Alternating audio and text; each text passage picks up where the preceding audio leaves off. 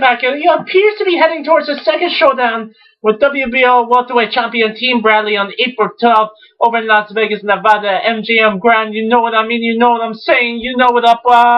Yes, yeah. Yeah, so anyway, Pacquiao's promoter, Bob Arum, he's revealed on Tuesday that he's putting the fight together between Pacquiao and Bradley. And, he feels confident that he'll get the contract done so that two of his top-ranked fighters can face each other. However, this could be a disastrous mistake for Arum to let Bradley get a second shot at, his gravy train fighter Pacquiao, because Bradley may beat him more convincingly than he did the first fight.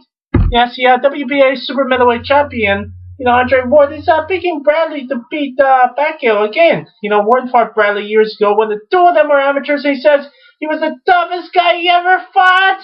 Yeah, so Ward knows Bradley's style really well. And he believes without a doubt that he'll beat the Filipino a second time on April the 12th.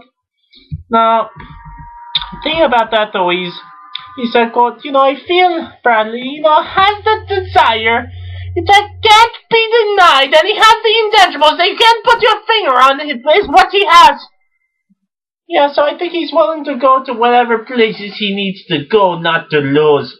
So I got to go with Team on that. Yeah, so Arum, appears to be selecting Bradley over Stanford Vodnikov because Bradley is the less dangerous fighter.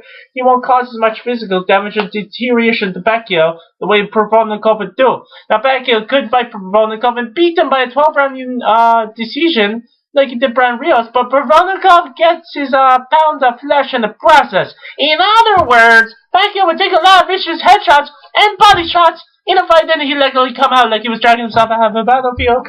Now, it would be brutally hard on the Filipino, 35 years old, and it's quite possible that Provodnikov would age Pacquiao in that fight by knocking off some of what little he has left in his prime.